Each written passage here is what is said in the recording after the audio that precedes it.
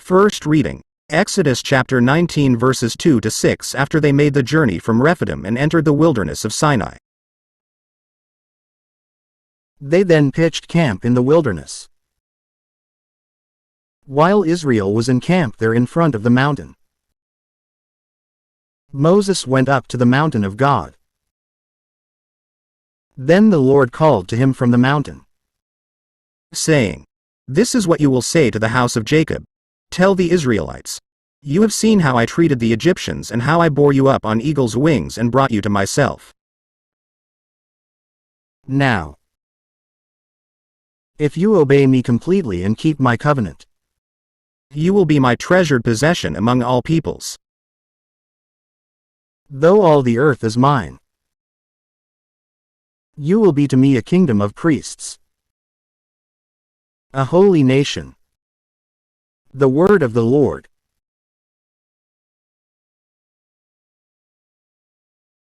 Responsorial Psalm. Psalms 100, 1-2.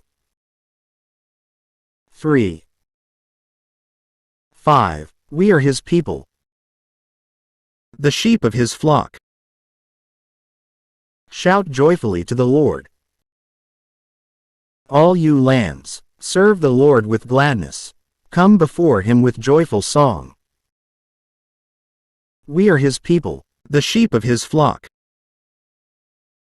Know that the Lord is God. He made us. We belong to him. We are his people, the flock he shepherds. We are his people, the sheep of his flock. Good indeed is the Lord. His mercy endures forever. His faithfulness lasts through every generation. We are his people, the sheep of his flock.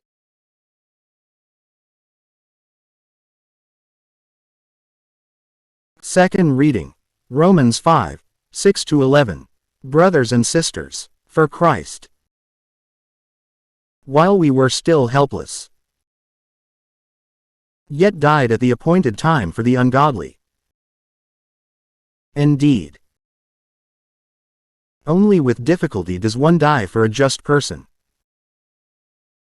Though perhaps for a good person one might even find courage to die.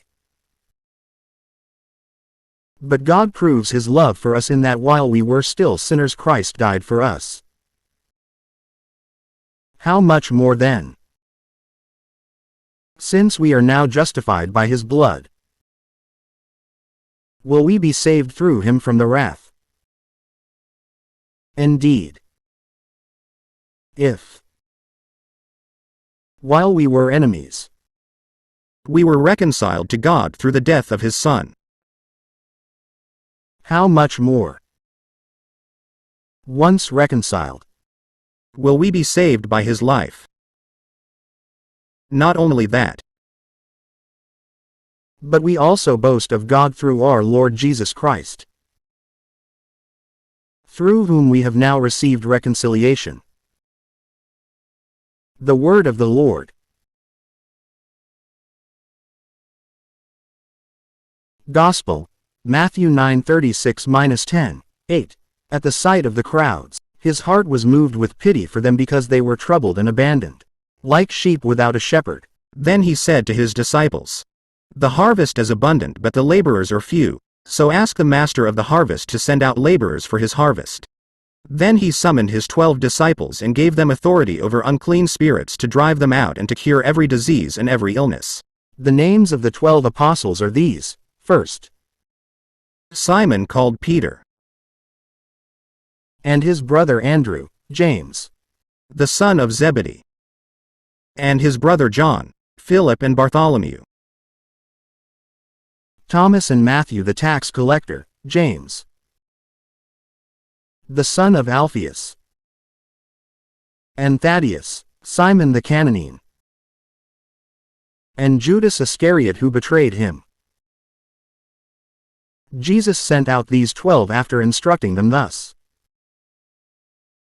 Do not go into pagan territory or enter a Samaritan town.